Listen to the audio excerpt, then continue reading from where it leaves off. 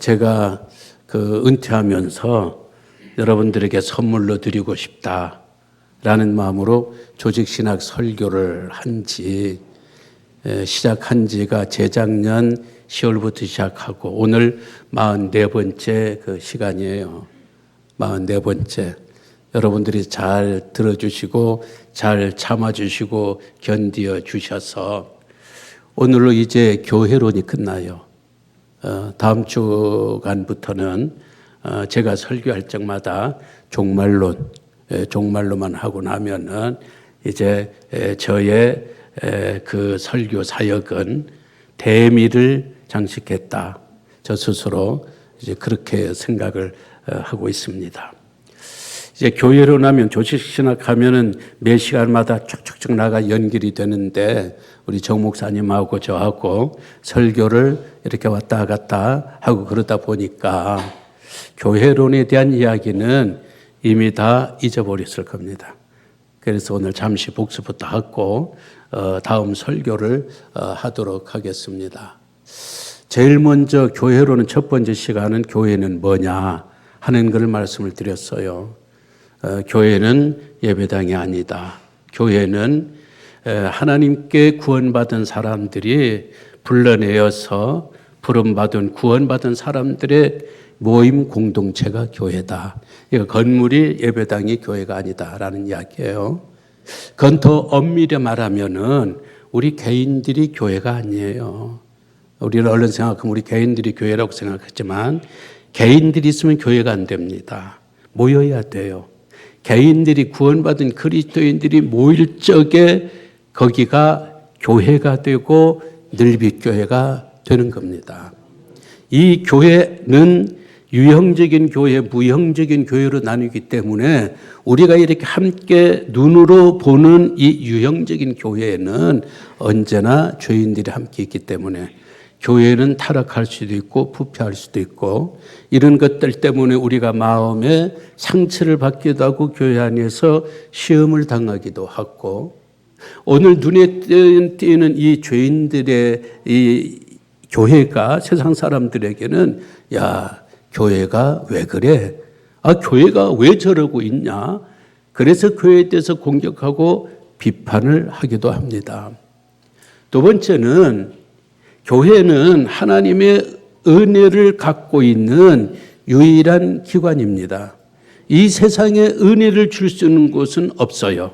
교회만이 하나님의 은혜를 보관했다가 주유소에서 호스를 통하여서 기름을 이 자동차, 저 자동차에 주유하는 것처럼 하나님의 교회는 말씀이라는 호수, 세례라는 호수, 성찬이라는 세 개의 호수를 통하여서 오늘 우리들에게 은혜를 공급해 주고 우리는 그 은혜 가운데 사는 것입니다. 그 누구도 은혜 없이 구원받을 수 없고 그 누구도 하나님의 은혜를 공급받지 않고서는 신자다운 생활을 할 수가 없어요. 하나님의 은혜가 계속 우리 가운데 공급돼야 되기 때문에 바울은 사도행전에서 계속해서 호소해요.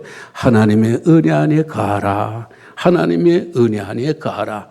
우리 넓이교회 성도들은 하나님의 은혜 안에 거하는 성도님들 되시기를 주의 이름으로 기원합니다. 오랜 세월 예수 잘 믿어도 하나님의 은혜 밖으로 빠져나가 버리면은 침에 걸리면 예수를 모욕하고 교회를 모욕하고 욕하고 그렇게 살 수도 있으니까 누구든지 자기 자신을 믿으면 안 된다라는 이야기입니다. 세 번째는 교회의 속성입니다. 교회는 어떤 속성을 갖고 있는가? 교회는 거룩해야 됩니다. 거룩성. 교회는 통일성을 갖고 있습니다. 온 우주적인 교회가 예수 그리스도 안에서 눈에 안 보이는 교회, 이 무형적인 교회는 하나의 통일성을 이루고 있기 때문에 우리는 이단이 아니고서는 장로교든 감리교든 성결교든 그리스도 예수 안에서 한 형제와 자매라는 것을 알고 교회가 서로 다르고 또 동네가 다르고 나라가 다른다 할지라도 크리스찬이다, 교회다 하면 반가워해야 되고 그들과 함께 잘 지내야 하는 것이 바로 통일성이고 이어서 보편성입니다. 보편성이라는 것은 교회는 직분이 있어요. 목사로부터 착착착 있는데 이런 직분들은 세상에서 말하는 계급이 아니라 교회는 그리스도 예수 안에서 하나의 원을 이루고 있으면서 모든 사람들이 평등합니다. 목사나 장로나 권사나 안수 집사라는 것은 그것은 계급이 아니라 하나님의 일을 잘할 수 있도록 하는 직무라는 것을 우리가 알고 오늘 이 장로님들, 권사님들 또 여러 교역자님들 여러분들이 그 받은 그 직분을 통하여 직무를 잘 감당하게 된다면은 좋은 교회가 될 수 있을 줄로 믿습니다. 네 번째 시간은 교회의 표제에 대해서 말씀을 했습니다. 참 교회와 거짓 교회는 어떻게 구별될 수 있는가?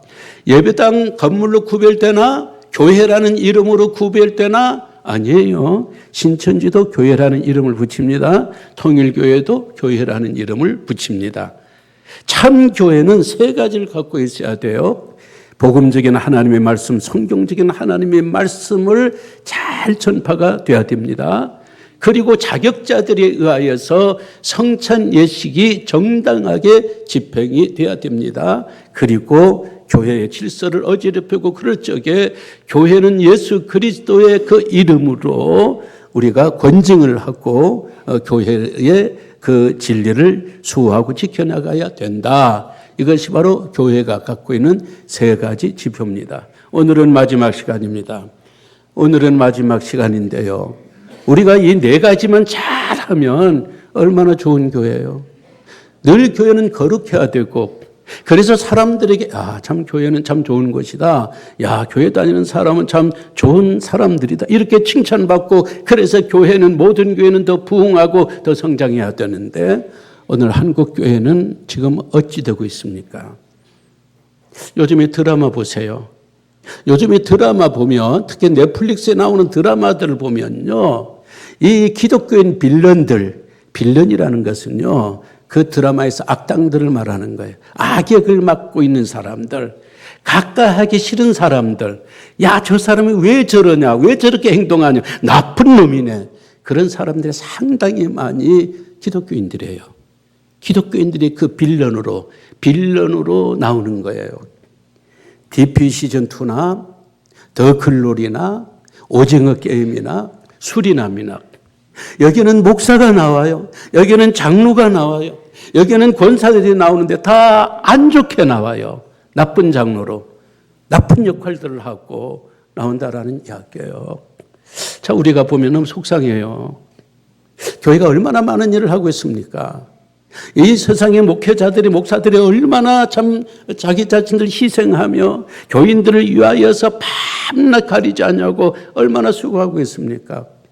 한국교회 장로님들이 교회를 섬기기 위해서 얼마나 헌신하며 수고하고 또 권사님들이 참말로 기도하는 권사님으로 약한 사람도 돌아보며 최선을 다해서 살았는데 세상에 보는 장로, 세상에 보는 권사, 세상에 보는 목사들은 그렇지 않더라는 이야기예요. 저는 이 한국갤럽, 이 여론조사, 이 회사를 상당히 저는 신뢰합니다. 여간하면은 여론조사가 이렇게 나오고 저렇게 나오고 저는 잘 안 믿습니다. 그러나 갤럽 여론조사가 딱 했다 하면은 저는 그거를 상당히 공신력 있는 기관으로 알고 믿는데 이 갤럽이 2021년에 무종교인들, 종교가 없는 사람들, 아무 종교도 갖지 않는 사람에게 만약에 당신네들이 종교를 선택한다면은 어느 종교를 선택하겠느냐 이렇게 설문을 했더니 불교가 20% 상당히 높습니다. 한국 천주교가 13% 그리고 기독교 얼마나 될 것 같아요? 6%가 나왔습니다. 이 불교에 대한 호감을 갖고 있는 사람들 3분의 1밖에 기독교에 대한 호감이 없다라는 이야기예요. 가면 갈수록 대한민국도 종교인보다도 무종교인들이 더 많아지는데 이 무종교인들이 새 종교에 대해서 점점 호감도가 없어요. 그런데 그런 상황 가운데 한국 교회 기독교에 대한 비호감이 너무 강하게 나타나고 있어요. 교회가 싫다는 거예요. 교회 교자만 들어도 싫고 기독교 기자만 들어도 싫다라고 어떤 알레르기 반응을 보이는 사람들이 너무 많다는 거예요. 왜 그럴까요? 이거 우리의 잘못만이 아니에요. 여기는 말이죠. 이 설문조사할 적에 이 익명의 이단들이 의도적으로 기독교를 공격해요. 자기네는 종교가 없는 사람들처럼. 그렇게 해서 기독교가 나쁘다, 무슨 사건만 터지면은 이단들이 자기들이 이단이라는 것을 숨겨버리고 기독교를 막 공격하는 거예요. 여기 한국에서 정치적으로 기독교를 싫어하는 이런 세력들이 있어요. 특정 세력들이 기독교 하면은 옳고 그름을 떠나서 무조건 노해버리는 거예요. 그리고 교회 다니다가 시험 들고 실족하거나 아니면 원체부터 어린 시절에는 교회 다녔는데 성장하면서 이제 교회를 떠난 사람들이 안티가 돼요. 안티 기독교인들이 되어서 무조건 기독교에 대한 것만 나오면은 반대해버리는 거예요. 기독교 꼭 잘못해서 그런 게 아니고 그럼에도 불구하고 공연히 이런 비호감이라는 종교 중에서도 한국 교회가 가장 싫다라는 이 비호감이 공연히 나오겠냐고요. 우리가 잘못이 없는데 그 사람들이 공연히 나오겠냐고요. 지난 주간에 외국 사람이 쓴 해로운 신앙이라는 책을 읽었어요. 해로운 신앙. 신앙이라고 다 좋은 게 아니에요. 종교에도 중독이 있어요. 해로운 신앙은 중독된 종교예요. 이 해로운 신앙을 갖게 되면요, 나쁜 신자가 되는 거예요. 교회 안에도 나쁜 신자가 많다는 거예요. 이 나쁜 신자를 교회 안 다니는 사람들이 거래를 하다가 어떤 관계를 맺다가 이 나쁜 교회 신자를 만난 거예요. 이 사람들에게 속은 거예요. 이 사람들에게 사기당한 거예요. 근데 이 사람들이 회사에서 하는 거 보니까 너무 앞뒤가 안 맞아. 너무 이중적이에요. 이런 모습을 보고서 아이고 진짜 난 교회라면 싫어. 교인들 다 똑같이 뭐. 이러다 보니까 한국 교회가 이제 코너에 몰리게 된 겁니다. 사실은요, 교회는 그런 것이 아니에요. 정말 하나님께서 보시기에 교회처럼 아름다운 하나님 보시기에 참 좋았더라. 그래서 교회에 구원을 맡기고 교회에 복음을 맡기고 이 교회를 통하여서 하나님의 구원 계획을 전하도록 만들어 놓은 하나님께서 극히 사랑하고 자랑스럽고 아끼고 있는 이 기관이 오늘 왜 이렇게 되어버리냐라는 이야기예요. 그래서 오늘 저는 두 가지를 교회는 마지막 설교로 듣겠습니다. 하나는 교회가 할 일이 뭐냐, 또 하나는 한국 교회가 당신들이 보기에 그렇게 호락호락한 교회가 아니다. 한국 교회가 당신들이 비방하고 공격당할 정도로 그렇게 시시한 교회가 아니다. 한국 교회를 제대로 봐라. 그러면서 우리들이 크리스찬이라는 자긍심을 불러일으킬 수 있는 시간으로 오늘 준비를 했습니다. 이건 중간중간에 우리 자긍심들 느끼게 하는 그런 내용들을 집어넣으면서 설교는 진행이 될 겁니다. 하나님께서 우리들에게 맡기신 교회의 임무 첫 번째는 당연히 하나님을 위한 겁니다. 교회는 세상을 위한 게 아니에요. 1순위로. 교회의 1순위는 하나님을 위한 거예요. 교회가 뭐예요? 이 땅에서 구원받은 사람들이 하나님의 부름을 받은 이 공동체니까 구원받은 사람이 부름을 받았어요. 뭐 하라고? 하나님께 예배하라고. 하나님께 예배하기 위해서 오늘 우리가 부름을 받았습니다. 그렇기 때문에 교회의 가장 최우선은 예배가 되는 거예요. 하나님이 되는 거예요. 어떤 분들이 그래. 난 교회가 찬양이 좋아서 간다. 난 그 교회가 기도가 좋아서 간다. 그 기도는 선교가 좋아서 간다. 그 교회는 말씀이 좋아서 간다. 틀린 말은 아니죠. 다 동기는 있을 수 있죠. 그러나 우리는 왜 교회 갑니까? 왜 주일날 교회 가기 위해서 단정한 옷을 입고 우리가 주일날 출발합니까? 하나님을 예배하기 위해서 가요. 하나님을 예배하기 위해서. 어떤 사람들은 하나님 앞에 받기 위해서 와요. 하나님 내한테 이것 주세요. 하나님 나한테 저것 주세요. 그것도 잘못된 건 아니에요. 지금 힘든 사람이, 어려운 사람이, 곤경에 빠진 사람들이 하나님 나 좀 살려주세요. 하나님 나 좀 구원해 주세요. 하나님 이 물질적인 문제를 해결해 주시고 내 병에서 하나님 고쳐주세요. 그건 당연한 인간의 본성이에요. 그러나 그런 인간의 본성을 잠재우고 교회 나온다면 그 시간만큼은 하나님을 예배해야 되는데 전심전력을 다하여 우리가 예배해야 된다라는 이야기예요. 예배가 뭡니까? 예배는 하나님을 하나님의 자리에 올려놓는 거예요. 예배는 하나님의 그 위치에 올려놓는 겁니다. 우리가 살아가면서 우리는 때로는 우리 아이들이 첫 번째가 되고 우리 인생의 의식주가 첫 번째가 되고 우리에게 원하는 게 첫 번째가 되고 하나님의 순서는 2순위, 3순위로 물러나고 우리는 그렇게 살 수밖에 없는 아직도 죄인이면서 의인이고 의인이면서 죄인인 우리들이에요. 그러나 예배 시간만큼은 하나님을 하나님의 자리에 앉혀드리는 거예요. 하나님을 우리의 왕의 자리에, 우리의 통치자의 자리에, 온 우주 만물의 왕 되신 하나님 그 자리에 하나님 앉혀드리면서 세워드리면서 높여드리면서 하나님을 찬양하고 하나님께서 우리에게 주신 구원을 감사하고 기뻐하고 경배하고 그렇게 되면 오늘 우리 예배는 하나님 앞에 향기가 되는 거예요. 향기가 뭡니까? 향기는 좋은 냄새예요.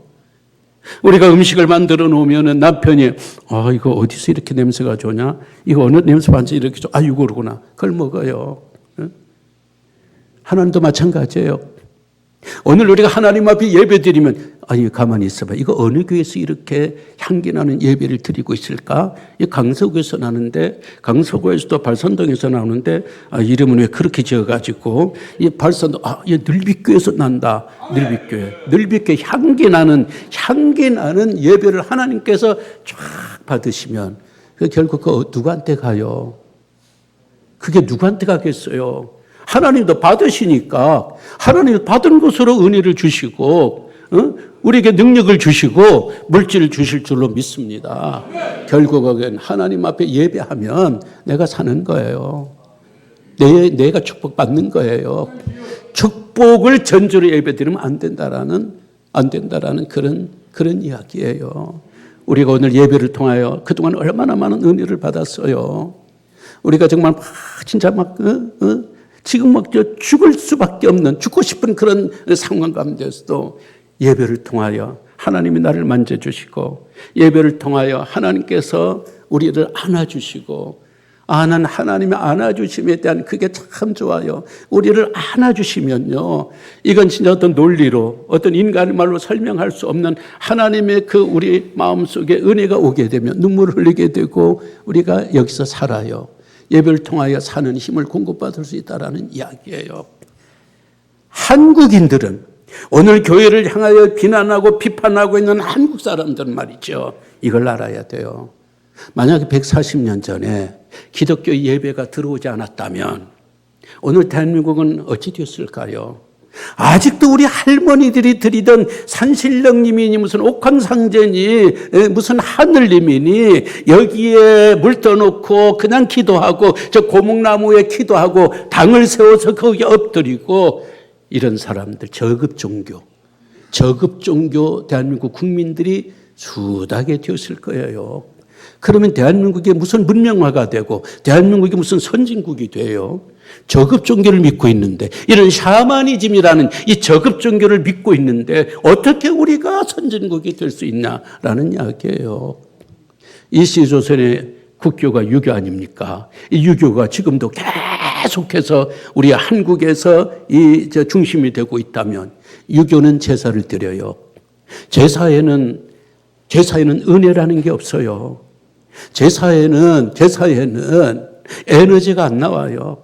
경직되어 있고, 제사를 잘못 드리면 책망하고, 제사상 잘못 차리면 왜 이렇게 시시하게 했냐고 그러고, 왜 순서가 안 맞냐고 그러고, 야단치고 그러니까, 제사 드리고 나면 힘이 다 빠져요. 제사 드리고 나면 가족들끼리 서로 분노와 그리고 마음에 막 이 갈등이 생겨요.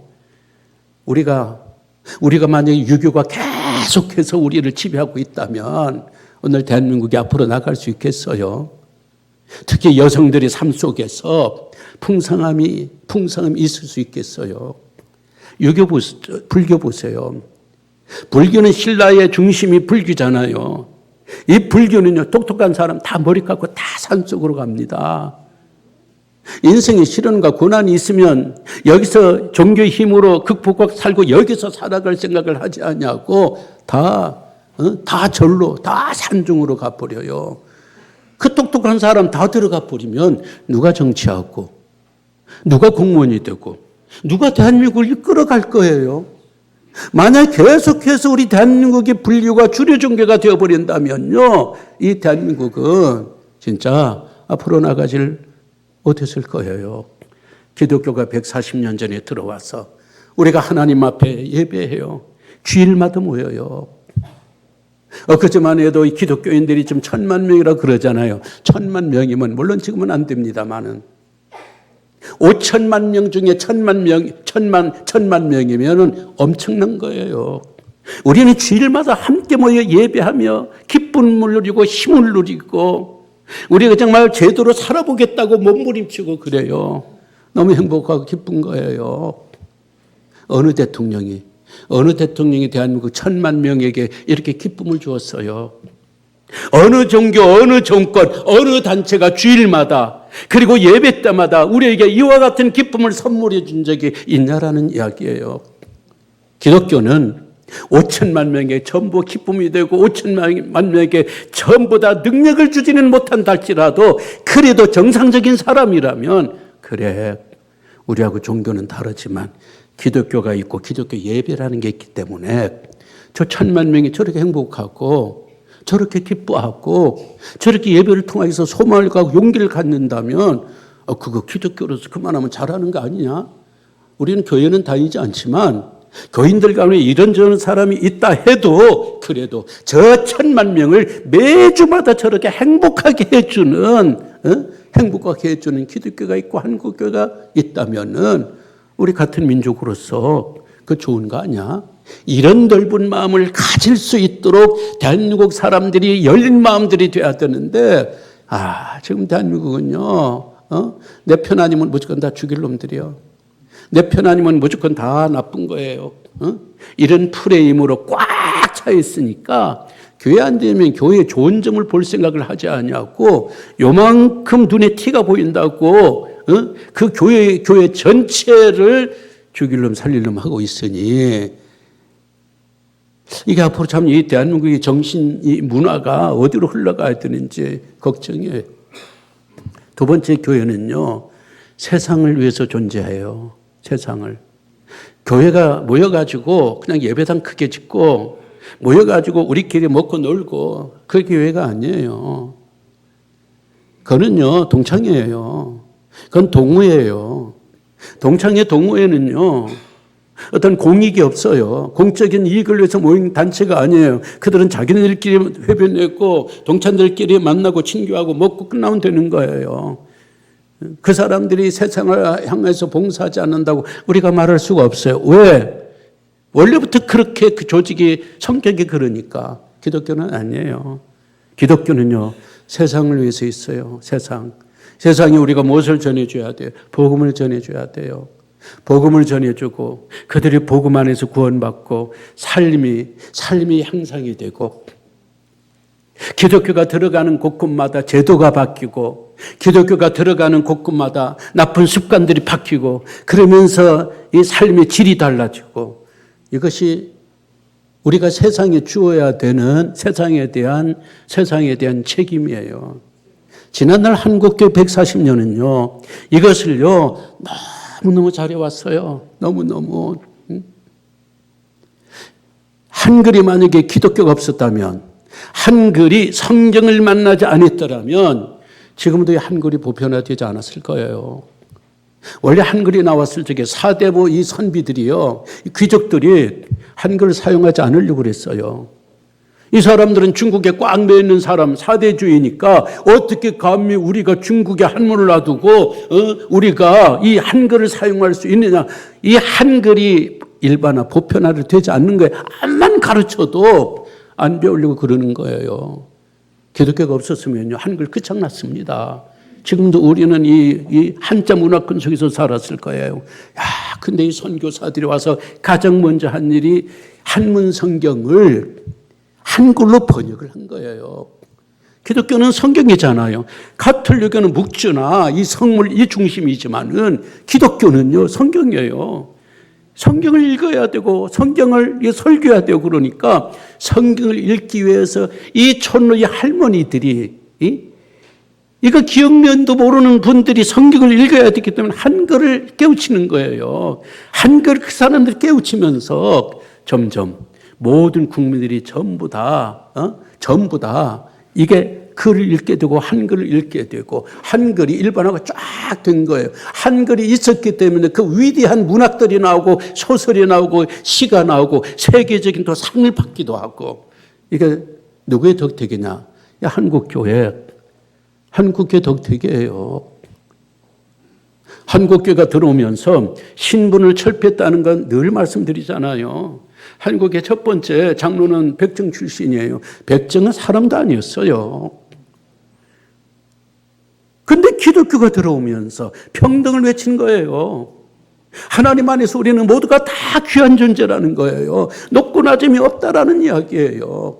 백정들도 교회에 나올 수 있고 백정들도 꼭 같은 권리를 갖고 교회의 구성원이 될 수 있다. 그리고 백정이 첫 번째 장로가 되었다는 그 소문이 펼치니까요. 이 밑바닥의 천민들이 기독교에서 대안을 본 거예요. 그들이 희망을 본 거예요. 누가 우리들의 편이 되어주고 누가 우리들의 권리를 주장해줘 종교가 어딨냐는 거예요.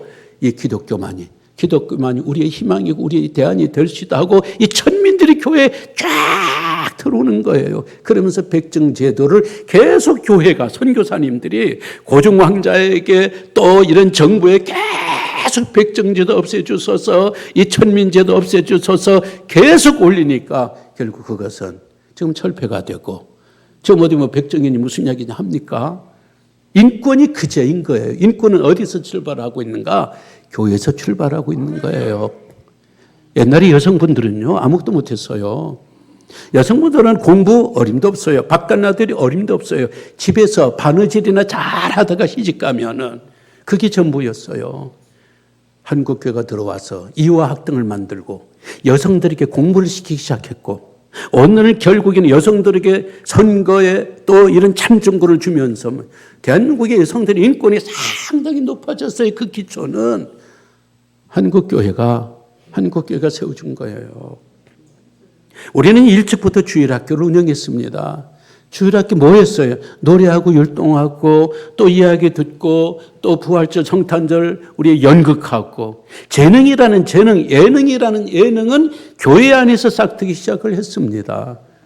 교회 밖에 어디에 예능이 있어요? 교회 밖에 어디에 뭐 연극이 있어요? 없었어요. 교회 안에서 연극과 성악과 이 다재다능한 끼들이 계속 주일학교에서 키워가니까 언제 어떤 분이 그래요. 성악가들 중에 90%가 크리스찬이래요.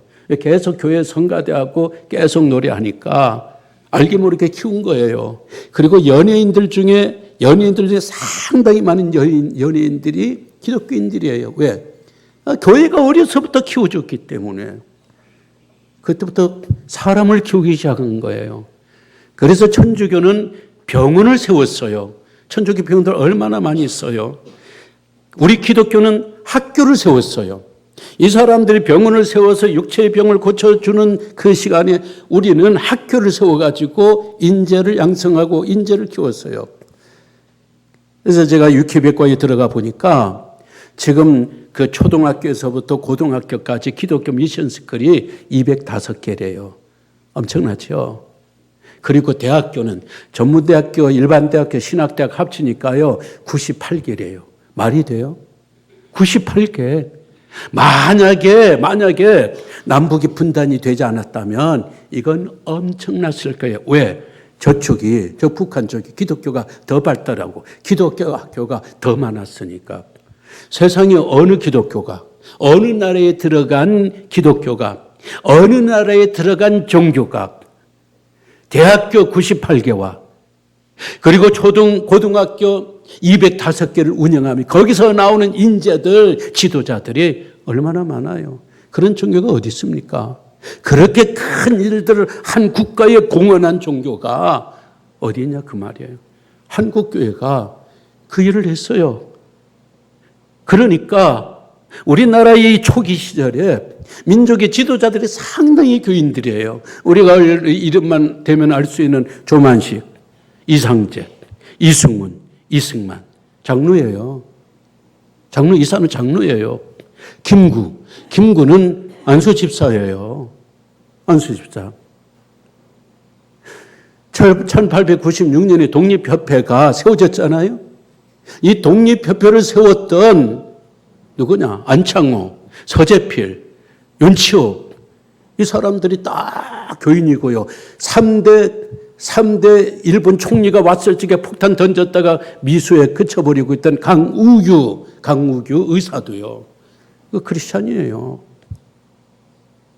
여운형 그 사람 좌파잖아요. 이 여운형도 크리스찬이에요. 중도 좌파 김규식이 이 사람들 교인이에요.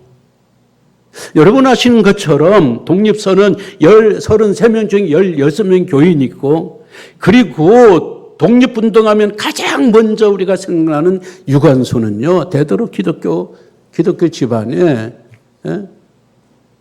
자녀예요. 기독교가 이 일을 한 거예요. 서울대학교 손봉우 교수가 언젠가 샘터에서 쓴 글을 보니까 대한민국의 사회복지가 열악했을 때에 고아, 노인들, 장애인 시설 등의 사회복지는 기독교가 다 감당했다는 거예요. 2018년의 통계를 이 손 박사가 내놓았는데 복지법인 50%, 종합복지원 운영 45%, 노인복지시설 63%, 종교사립학교 72%, 해외 원조단체 23개 중에 17개가 기독교 기관이래요. 엄청나잖아요. 이게 한국교회예요. 한국교회가 그렇게 당신네들이 그렇게 무시하고 한국교회가 그렇게 당신네들을 공격할 그런 호락호락한 종교가 아니에요. 선교사님들 보세요. 우리나라는 미국에 의해서 세계 선교 2위거든요. 이 사람들이 어디로 갑니까? 성공하게 해서 잘 먹고 잘 살기 위해서 갑니까? 아닙니다. 다 가난한 나라로 갑니다. 선교지에서 다 가난한 사람들에게 갑니다. 대한민국 대사관에 갑니까? 영사관에 갑니까? 대한민국 직원이 그들에게 갔습니까? 안 갔습니다. 그러나 한국의 선교사들은 영사관 숫자보다 대사관 숫자보다 그리고 대사관 직원보다 선교사들이 더 많아. 그들은 땅끝까지 가서 나병 환자들과 여러 가지 가난한 사람들과 거기서 죽는 거예요. 대사관 영사관 사람들은 하다가 월급 받고 이러다가 돌아와 버리면 끝나지만 이 사람들은 거기서 살면서 이상하면서 죽는 거예요. 대사의 이름은 몰라도 그 대사관 그 국가는 몰라도요. 이런 선교사님들의 희생으로 그들은 코리아를 알아요. 코리아. 이 사람은 세계 곳곳이 거미줄같이 뻗어가지고 대한민국의 위상을 높여주고 위상을 세워주는 거예요. 어느 종교가 세상에 나가서 대한민국의 위상을 세워주고 있습니까? 아닌 거예요. 한국교회 지금 너무 지금 독립국이 되고 있는데 대한민국 이 사람들이요 몰라도 너무 모르는 거예요. 한번 따라해봐요. 나 혼자 하면 아니야. 나 혼자 하면 나 혼자 몰매 맞으니까 같이 몰매 맞는 게 낫잖아요. 이렇게 한번 해봐요. 이제부터 따라하는 거예요. 니들이 기독교를 알아? 니들이 한국교회를 알아? 니들이 한국교회를 아는. 오늘은 참 오늘은 모든 사람 다 좋아한다. 우리 곽순석 성도님 오늘은 제대로 나오고 맞네. 진짜예요. 우리가 말이죠, 교회 다닌다고 골리앗 앞에서 고개 숙여 있는 사울과 그의 부하들처럼 그렇게 살아서는 안 돼요. 우리는 어디 가든지 당당하게 골리앗 앞에 서 있는 누구처럼? 다윗처럼 만군의 여호와의 이름으로 내가 너희들에게 가노니, 이런 당당함, 한국교회 교인이라는, 한국교회 크리스찬 이 성도라는 자긍심들이 오늘 특히 젊은 사람들에게 가야 돼요. 우리가 생각하기에도 진짜 너무너무 대단한 한국교회 아니에요? 대한민국에서 기독교가 140년이 빠져버렸다면 지금 대한민국은 어디까지 와 있을까요? 지금 세 번째, 교회는 서로에 대한 의무가 있어요. 책임. 교회는 교회 안에 교회에 대한 책임이 있어요. 그 책임은 뭐냐? 교인들이 서로가 섬겨주고 서로 세워주고 서로 보답도 주면서, 오늘 11절의 말씀, 12절의 말씀 보니까 성도를 온전하게 한다는 것은 원상태로 회복하는 거예요. 별별의 사람이 교회는 다 와요. 해로운 신앙자들도 있고 나쁜 신자들도 있고, 그리고 인간의 몹쓸 그런 사람들이 교회에 와요. 여기는 병원이에요. 의사가 차별합니까? 안 합니다. 모든 환자들 의사가 다 싸매주고 고쳐주고, 그래서 온전함으로 세워주는 것처럼 교회가 바로 그런 곳이에요. 그렇기 때문에 교회는 어찌하든지 서로가 서로를 격려하고 서로가 서로를 품고 서로를 세워가면서 정말 영 이랬던 사람들이 교회 안에서 세워져가는 그런 그 모습을 우리가 서로가 볼 수 있는 재활 기간이 돼야 된다라는 이야기예요. 하다 보니까 시간이 많아서 요 세 번째 거는 충분히 하지 못해서 참 죄송합니다. 앞에 첫 번, 두 번째만 해도 돼요. 앞으로도 계속 교회는 죄인들이 있는 곳이기 때문에 계속 부패할 거예요. 이런 교인들이 잘못을 일어나야 교회는 계속 공격을 받을 거예요. 교회는 죄로 인하여 계속 신음할 거예요. 그러나 언젠가 어거스틴의 말을 제가 인용했잖아요. 어거스틴은 이런 이야기를 해요. 교회는 그리스도의 몸이기 때문에 절대 부패하지 않는다. 부패한 신자만 있을 뿐이다. 부패한 신자가 이 교회를 부패하게 만들 수가 없어요. 저 바다로 흘러가는 쓰레기가 저 바다를 오염시킬 수 없는 것처럼. 왜? 교회는 그리스도의 몸이기 때문에 십자가는 정화시키고 자정시키는 능력이 있어요. 어떤 죄인들이 교회 안에 오고 한국교회에 온다 할지라도 십자가의 능력이, 예수 그리스도의 십자가의 피가 계속해서 정화시키고 자정시키기 때문에 교회는 세상 사람들의 비방과 비판에도 불구하고 교회는 묵묵히 걸어가면서 구원사역, 하나님께서 우리들에게 주신 사역을 참 잘 감당할 수 있게 될 줄 믿습니다. 왜? 교회는 예수 그리스도의 몸이기 때문에 그렇습니다. 다 함께 일어나셔서 찬양을 하도록 하겠습니다. 210장입니다.